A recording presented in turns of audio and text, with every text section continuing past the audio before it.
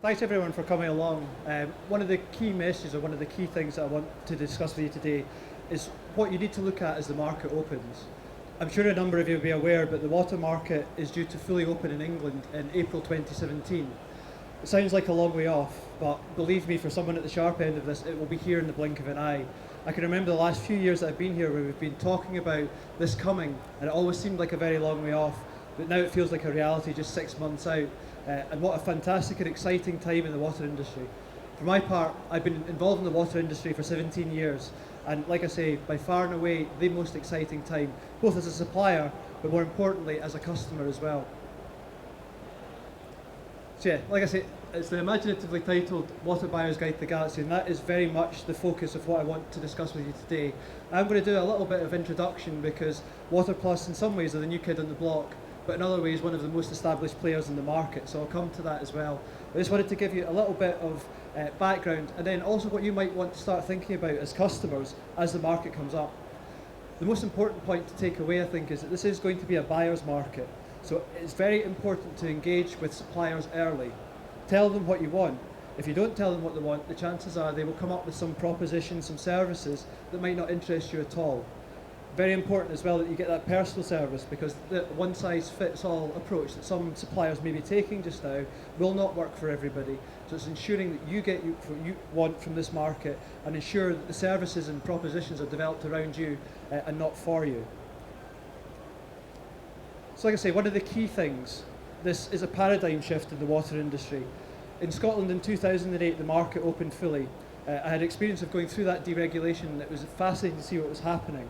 But now, as England opens up in April 17, and for larger customers it is open today, so above 5 megalitre sites can choose to switch the supplier today. However, the full market opening, which will give all of the required policies, procedures and processes to make that happen, will be fully in place for April 17, and that's when we fully expect to see a lot more activity in this area, both around what customers can choose, but also what they would expect from the suppliers. And that's been one of the key things that we've seen in Scotland, that like I say, back to this buyer's market, it is all about what customers want. It's all about providing what customers want. The margins will be quite limited, so it's about ensuring that the broader sense of water and looking at a partnership approach is there. The margins are going to be quite slim, so the price discounts might not be there, but it's ensuring that you get the right level of service, particularly if you're a multi-site, making sure you make it as easy as possible for yourself, and that's very much how we're shaping up to respond to what customers have been telling us what they want. Like I say, I'm going to do a quick introduction on who Water Plus are. I'm sure a number of you have been through some of the presentations today or spoken to us on our stands today or yesterday, and I've maybe got that background, but I think it's useful just to give that context. And then, like I say, the core of the presentation about the key points as buyers, what you would perhaps look to consider doing as the market opens up, and make sure that water providers are giving you what you want. And then just closing with a summary on some of the key points that we've discussed. So the market is completely changing from regional monopolies in England to a fully open marketplace for non-domestic customers. You can see on the left-hand side we've got Scotland. It has the fortune in some ways of having one wholesale business. So it's a lot simpler in some ways, and the market has been open since 2008. There are a significant number of retailers that have entered that space, probably 30 or so by the end of the year. And also there is one wholesaler, which makes the market dynamics in some ways a lot simpler. There is then a regulator that sits in the middle, and a market operator or a central market authority that contains all of the data and manages the switching processes. We've then got a number of retailers and the most important part of all, customers. And it's ensuring now that customers have that choice and they're getting what they want. And like I say, this paradigm shift as we move into the whole English portfolio for the full services and all services, then that becomes an entirely different prospect for customers, particularly those that have sites across the UK. They don't necessarily want to just look at their Scottish portfolio, but when it becomes the UK prospect, it becomes a lot more interesting. And particularly for those customers that are based solely or entirely in England as well, it becomes a new prospect and a very exciting one, I hope. The key difference in England is that wholesaler relationship. There'll be 23 wholesalers. The margins, like I've said, will be quite slight. The reason being that as a retailer, your core service is reading a meter, providing customer service, and producing a bill. There's also the wholesale that sits behind that does everything else. It manages all of the assets. It produces the water, it provides the water, and it takes away the wastewater and treats it. So at the end of the day, when the dust settles on this, the retailers will only be as good as how they manage the wholesaler relationships to make that kind of thing happen for their customers. So it is vital that you're going to deal with an experienced retailer. There's also a number of complexities around the pricing in the water market as well. And as a buyer, again, a buyer's market, ensure you're probing on the understanding that sits behind that, because I think there's potential to see unsustainable pricing strategies. There's potential for a sting in the tail if you haven't read the small print. So just make sure that that clarity is there. And a key message that I'll probably come back to multiple times as I'm going through this presentation is speak to your supplier now. Like I say, it's 6 months out, but there's no reason to not start understanding what offers might be out there, how you might engage with your suppliers. Get them ready also, that if your expectations are of a certain level, that they have time to make sure that they have the resources and the facilities to make those things happen for you. A very quick bit on who we are. We are a joint venture, 50-50 joint venture between Severn Trent and United Utilities, two of the largest water companies in the United Kingdom. We also have, we've had experience in Scotland for the last 3 or 4 years as well, and we're highly active in that market. So we can bring together all of those learnings. I mentioned New Kid on the Block earlier on. We very much are. Our brand was only announced actually at this event yesterday, so it's very hot off the press, very new. With that though, we've got the experience that underpins that. We've got the agility of a business that purely focuses on the business side, the retail side, moving away from the traditional water companies that are focused on their assets predominantly. And it is our life and soul to make sure that the customer is at the heart of absolutely everything that we do. And that is what our entire focus is, what our entire business is about. To do that, we've managed to draw together the experience of 2 established water companies, bring together the key people from both of those organisations, but also complement that with people that would choose to be part of our business, part of the retail business going forward, and ensure that we have that right blend of experience and also fresh ideas and fresh thinking coming into the business, which is a fantastic place to be, a great blend of those two areas. A lot of the incumbent water companies as well might be challenged with perhaps be a bit more flexible, a bit more adaptable, a bit more agile to what goes on in the market. We're in a very, very fortunate business, and essentially we have this established legacy, we have this established part of the market, but also we have that agility. We are a new startup business. We can be entirely agile as to what we use in terms of our systems and make sure that the right processes are there and the right level of service are there for our customers going forward. I've covered a lot of this already, but why create a joint venture? Why bring together these companies? A lot of it is about this complete focus on the business customers. What we're then looking at, I mentioned the team that we've brought across. We've got that experience basically hand-picked out of United Utilities and out of Severn Trent to create one of the best in the business. But we've also complemented and enhanced that with people from the energy industry, people that have that experience, people who have the experience in the deregulated market, and also that customer service focus. Although we are a very large company, when we start we will be about 26% of the market with a turnover of about 1 billion and serving 400,000 customers. We also have that ability to be agile and new. The management team that we have are drawn from within our sector but also without, and to make sure that we have that right experience and that right challenge and that right delivery. What we've already started doing, drawing on the work that was done in Severn Trent and United Utilities, is draw together that customer feedback and start to use that to develop and build what we are building as a new business now. With that size and that scale comes the ability to invest. Like I mentioned earlier, it is a low margin business.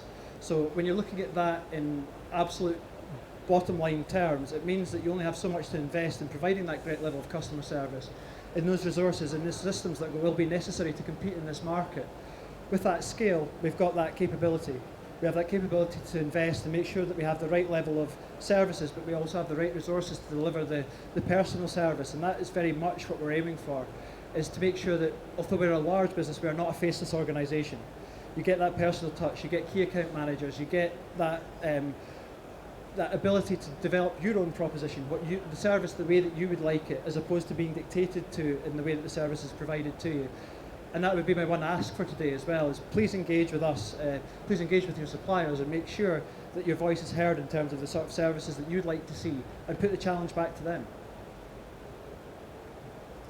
We also have the the contacts across the industry and also the ability to provide any sorts of service a customer might want.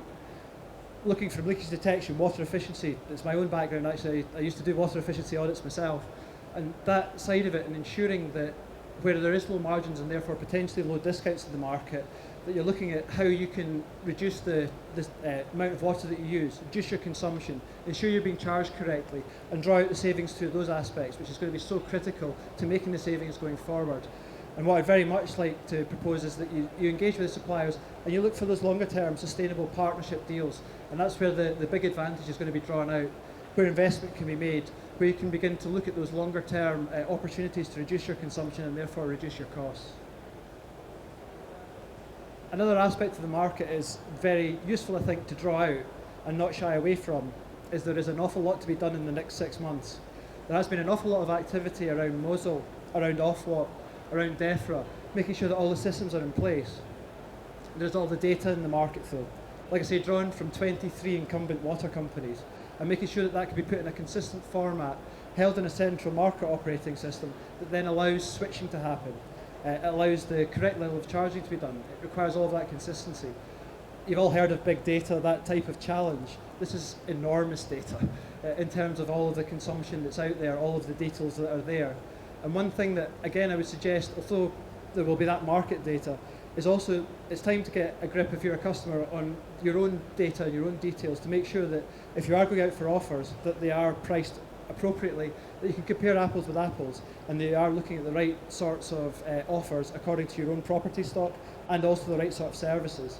So things like assessing your site portfolio, making sure that you have all of that information to hand will enable you then to go out, like I say, at a buyer's market. But it's important that you know what you're asking for in terms of that pricing, and make sure that all of that data is consistent and accurate. Otherwise you will get 5 or 6 different quotes or offers that are completely inconsistent and probably aren't going to be what you're looking for. So I think now is the time, with 6 months to go, just to ensure all of that's there. Another challenge that will undoubtedly happen is making sure that you have all of the processes and approvals in place. Another learning we've had from Scotland is that sometimes the governance processes are not in place for water. There's an assumption in some organisations that they can simply follow their energy procurement processes, for example. But when push comes to shove and a finance director is presented all of a sudden with a water quote that's new to them, it doesn't work that way, and there's new systems, and that leads to delays to get basically the benefits that would be offered from any service. So it's very important that you have those conversations now as procurement people in your organisations to make sure that that is there in advance and ready. That way you can very quickly move to procurement, you can start to assess that, and like I say, the 6 months up until April 17, it will literally be here in the blink of an eye. The industry itself has an awful lot to get ready. One of the key things, one of the key learnings again from Scotland was firstly that data accuracy was so critical, but also the switching processes. Making sure that those switching processes are as low pain as possible for customers. To make sure that all of those systems and processes are in place. Us having the advantage of having been active in that competitive market, we have that and we're able to conduct that process, but it does rely on market systems, and that's where a lot of investment, a lot of time is currently going into to make sure that this market is ready, and not only ready, but it doesn't fall flat on its face when it opens on the 1st of April 17, which certainly as a supplier we don't want, and definitely as customers you don't want. And like I say, we move to next month actually into shadow operations, so that's where the processes are tested, the systems are tested, make sure that everything is fit for purpose, and make sure that we are ready to go as an industry. The key thing then is to make sure all of that is done, completed, and all of the wrinkles, or as many as possible, the wrinkles are ironed out before we move to market launch in April. There are also a couple of key things to be aware of. I mentioned the procurement side, some of the issues that might be confronted. This is a real example across a number of water company areas. So basically what you have is the revenue in green for a company's sites across multiple water company areas. So they had a few sites in each of these. What's most revealing though, and isn't proportional as you can see, is the gross margin per site. So depending on what area they were in, then that dictated how much margin was available. Now what that means in terms of a supplier and as a procurement person you getting an offer for that, is that it's very difficult to assess and make sure that that all applies to your sites. So again, what I would say is that you engage with suppliers early, but don't necessarily believe the hype. make sure that you understand what the small print might be if they're going to suddenly change things on you, if they're in a water supply area with lower margin. Or equally make sure that that supplier is capable and fully understands all the tariff structures that exist in these 23 areas, because it is incredibly complex to make sure that you get the right pricing. And like I say, you avoid that sting in the tail as a buyer, that all of a sudden the supplier turns around and says, actually, we got our pricing wrong, and we're going to need to change the level of discount, change the level of margins that are associated with each of those offers that we've provided you. The other thing that's quite often been brought into the market is a single price across the United Kingdom. And I could see as a buyer the advantage of that and the complexity that exists in water, which quite often can be your smallest utility spend. It's very important to make it as simple as possible.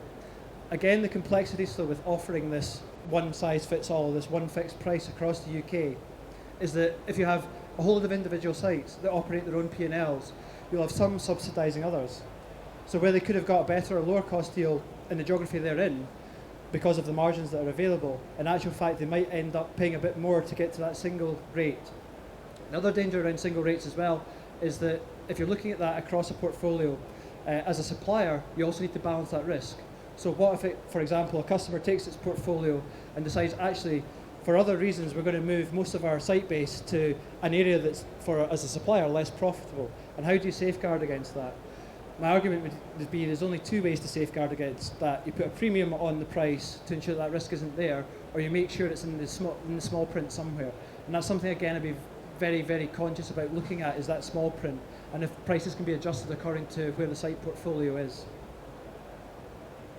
The one thing I don't want to do is scare people off looking at their portfolios and looking at this. It's just to make sure that they engage with a supplier that is clearly able to articulate that, and they also understand some of the potential pitfalls, and can put it back to you as a buyer in terms of how you might assess your own property portfolio to ensure you get as much as possible from this newly opened and burgeoning market.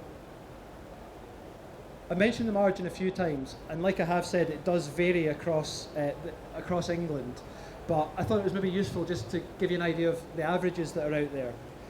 The wholesale price, which is basically a fixed price from the existing 23 incumbent water companies, makes up the vast proportion of the spend that's out there. So what they're doing within that spend is managing all of their assets, providing the water to your site, taking the wastewater away, treating it. You've then got the retail aspect, which is the orange and grey components here, which, when you're looking at those components, you need to provide the right level of service. You need to ensure that the customer is getting what they want. And as a supplier, all of that clearly comes at a cost to make sure that that's being done at the right level. I mentioned earlier that the retailer's core components or core service offerings are around reading the bill, reading the meter, providing customer service, and providing you with a bill. There are going to be nuances and different ways to do that, but again, the scale and making sure that the scale is available will make a huge difference in terms of being able to provide the right level of service when you want it, and also being able to personalise it for the sort of service that you're looking for. There is a lot we can learn from Scotland as well. This very basic graph basically shows that the amount of switching that's happened initially was very, very low. In Scotland in 2008, the margins were very, very low. There was very few retailers that were active in the market, and for that reason, accompanied with the lower level of margin, the lack of discount, what's in it for me for customers, where it's, like I say, 10-20% of their spend, but not only that, it's maybe 10-20% of their overall portfolio, led to a very low level of switching. Things then started to change, competition hotted up, and now there has been a very high level of switching. There's now almost 30 water retailers in the Scottish market. It is becoming an extremely interesting market, and with Scotland having been through in some ways that pain initially, I think that's going to help in terms of the English market, both from those suppliers that have been active in Scotland, understanding how these things work and some of the potential pitfalls that are there, but also there will be a lot more retailers available, a lot more retailers that understand what they're talking about as well, to ensure that these things will happen. The other thing I would say about the market, inevitably there will be wrinkles, but I think now is the time to be engaging with suppliers. Now is the time to be saying, this is what we would like, and making sure that they are setting up so that they're ready to provide that for you. Another key issue from Scotland was the data around billing, charging, making sure that customers are appropriately charged. And I think part of that probably sits with the customer as well, to ensure that their site portfolios are kept up to date, make sure that they're testing and understanding that their water charges are appropriate for their level of spend, and making sure that when they take that information out, then they can compare apples with any offers that they're getting, and ensuring that they're getting the right offer to meet with the long-term partnership aspirations they'll hopefully have in this market. In many respects, and for those of you that have been at more than one of these presentations, and in some respects it's not the ideal time to be on the second day and halfway through it, but hopefully I am telling some people some new things. But the water retailers, a lot of the messaging that you'll hear as you go around the stands today will be very similar. But it's about how these services are provided. It's about that questioning to ensure that what people are saying, it's very easy to have the messaging out there, but in the reality of what the service that's being provided, that will be the acid test. So I think it's very, very important that the core services are there, that you're getting accurate bills, the very, very basic things that you would expect from any utility provider. That you're also getting account management. I mentioned that personalised service. Not all of the companies will invest in having the appropriate level of key account management for you, but that's absolutely central to what we do for our large corporate businesses, to make sure that they do have that personal approach. They have a key account manager that understands their industry, specialists in their industry, and could also work alongside, assist, and hopefully move customers to the right approach to water. Because quite frankly, for procurement people, even for energy managers, it can be quite low in their priority list. So it's very important to engage with a supplier that can do a lot of that for you. And that's very much what we're aiming to be, is that partner that will help you optimise your water consumption, make sure you're on the best deal, but also work with you to reduce your costs ultimately. I mentioned earlier on as well about what you can do to be ready to switch. One of the key things, and it sounds basic, but from our experience in Scotland, it's not always the case, that procurement and customers understanding fully all of their portfolio and which of those services that they take at each of those sites as well is absolutely critical. That the data that's held in the central market also replicates what the reality is in your own site portfolio, so that you can get the right quotes, make sure that you are getting the right level of service, and make sure that you're getting the appropriate way of assessing all of the offers that you're presented with. The portfolio is then accompanied with that more detailed information on the site portfolio, and then what each of those sites use as well. And making sure that, for example, if you've got sites that all of the rainwater drainage maybe doesn't go to the sewer, it maybe goes through a swale and then into a river, making sure that isn't actually part of what you're being charged for. And again, this is something that we'll be working with customers to help them understand some of those nuances and how they might be able to draw out savings for areas that they shouldn't really be being charged for in the first place. It's another key reason for competition coming into the market as well, for customers having a choice, is that by its very nature will force away from the old monopoly approach of just saying this is what you're charged, and actually looking for those components of how we can save you money, how we can work with you, and how we can ensure that sustainable partnership approach moving forward. I mentioned earlier about making sure the right approvals are in place, making sure that the authorities are there to be able to sign off what can be quite large contracts in terms of the total value across a portfolio, making sure that all of that is ready, but most importantly, making sure that you're engaging with suppliers, finding out what's available in the market, but then saying that's wonderful, but do you know what, that doesn't suit us at all. This is what we would really like. We are doing a lot of that proactively as Water Plus, engaging with our customers, but equally, if you don't have that experience, then make sure that you are speaking to retailers that know what they're talking about. It can hopefully enhance your experience moving forward. So, what does success look like? And I think there's been an awful lot of probably fairly disjointed information about the water industry. But when we boil it all down, if we wind the clock forward a year, then when can we genuinely stand hand in heart and say this is working well? The first one's pretty critical. The market opens on time, the 1st of April. Like I said, there is an awful lot of work to be done, but Ofwat are still consistent that they will meet that 1st of April date. One of the key reasons for this whole market opening up, and for retailers like ourselves being completely passionate about the level of service that we're providing, is that better value service and price for that is personalised to the sort of services that you want as customers, and isn't a generic one-size-fits-all, isn't in the interests of a water industry that's focused much more on its own assets, and is much more driven by what a customer wants and a customer needs. And like I said earlier on, that is our sole purpose. There's a seamless cross-UK market, and I make that point about cross-UK because, like I say, Scotland's been open for a period of time now, But for those customers that are operating in both geographies, it makes no sense to have one service that's working with 22 different water companies as against the one that exists in Scotland. And that consistency, I think, increasingly needs to be borne out in terms of how a customer approaches its UK portfolio, and that consistency arises. You may have noticed as well, I specifically haven't mentioned Wales. That's nothing to do with being a Scot myself and being in England just now. Wales is going to take a different approach. The Welsh Assembly is taking a different approach in what's happening in the UK market. Now, whether that persists or changes, I think will be largely driven by how consumers and how customers choose to lobby and negotiate and push and make sure that could potentially change in terms of that consistency of a UK market. The current thresholds in that area are 50 megalitres, which, to put it in context, is a large industrial site. So only very large sites can switch in England, and it's something that I think may happen in the future, but isn't going to be there on the 1st of April 17. There's a wide choice of retailers as well. I am here speaking as one of the largest with the 26% market share that I've talked about. However, there is room for everyone. There will be niche players coming in. There will be certain areas that they can identify that they can look to provide the level of service that customers need. And there is room for everyone. It's important that there is a choice as well. Clearly, we would really like to be that choice, but if it's not benchmarked or measured against anybody else, where's the proof in that? So we are absolutely gearing and being ready to compete and provide the level of service against the more agile new competitors that come in, but equally the established ones as well. And there is room for everyone in this market, and to be a truly active and a truly competitive market, and to ensure that all of the service improvements I've talked about actually are real, you need to have that competition. You need to ensure that that challenge is there, that you're constantly lifting your game, otherwise the market will not be a success.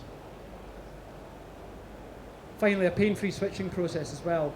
Like I mentioned, an awful lot of the work that's going on at the moment is to ensure that that switching process is as easy as possible. I'm under no illusions through, and certainly from the Scotland experience, there will always be wrinkles. But what we need to do is ensure, both as customers but also suppliers, that we do everything that we can to support and also to lobby to ensure that that's there. Otherwise, again, that measure of a successful market simply won't be there. If it's just too difficult, customers just won't take that leap of faith in terms of that improved level of service. So, in summary, you have a choice, and I think that's it's hugely exciting. It may sound strange as someone that's representing one of the largest water retailers, but frankly, for me personally, it wouldn't interest me if it was just an incumbent monopoly. I think it's so important to ensure that we are constantly challenging ourselves, that we're constantly being challenged by customers, and making sure that that level of service is there. There's an aspect, though, that, like I said at the start, I'd like customers to start thinking about as well, just making sure that they're ready as well, that they're engaging with retailers, they're understanding what might be out there, and they're also providing that challenge back into what can you provide, how is this going to improve the service, because it won't all be about price, there needs to be more to it than that. You also need to challenge and make sure that what you're hearing is a reality and isn't going to be a sting in the tail, or perhaps unsustainable pricing strategies that smaller retailers might use for a short period of time, but ultimately they need to change that round in terms of a business model.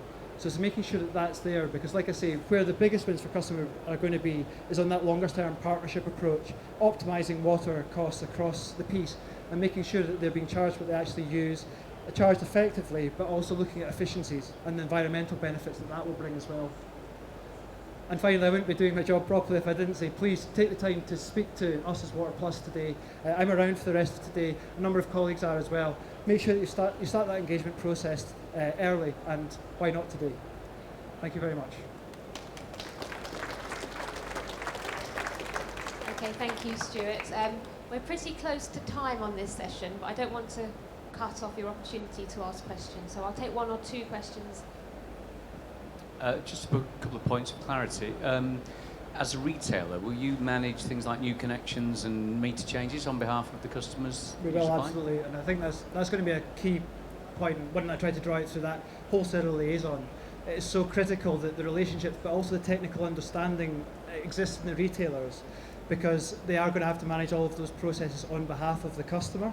So that is something that needs to be invested in, something that you need to have water industry experience to ensure that you're having the right sorts of conversation with the wholesalers. At the end of the day, a retailer is only going to be as good as the relationship and the wholesaler performance that they put into place for their customers. And will you charge a kind of a charge for that service on top of whatever the wholesaler is charging for the activity? It will very much depend on the market structures. So there will be some elements that will have a retail margin associated with them, but the other parts, it's just part of our day job. It's part of what we do. It's part of how we work as key account managers to make sure that those services are delivered for customers. But where there's an application fee, for example, on a new connection, then there might be a retail component of that as well to cover the administration of it. But again, the majority of that activity and therefore the cost will sit in the wholesale businesses. And objections, what are the rules around objections if you're a customer that's with a retailer on a contract? Are they the same as in the electricity industry if you want to change supplier? If you want to change supplier, and again I'll go back to this point I made earlier about reading the fine print, there will be mechanisms to enable you to get out of contracts. It's important to state as well though that come the 1st of April next year, everyone doesn't end up on a contract. So the key thing that you can do is vote with your feet. If you're not getting the service you want, or you have concerns about your current supplier, you will have a choice. So make sure that you go to the right retailer, and I think that's going to be the critical thing. There will be probably a number of incumbents trying to go out there and sign up as many contracts kind of under the radar as possible. But it's just important that you don't do that type of thing, and you make sure that you're fully aware of what's going on and you're getting the level of service that you need. And just going back to a point I made in the other presentation, you mentioned that customers might get a single price. Up until now, I thought it was all going to be a discount or an uplift from two different benchmark positions. So are you saying it could be a price, or would it be a fixed discount or uplift as a percentage?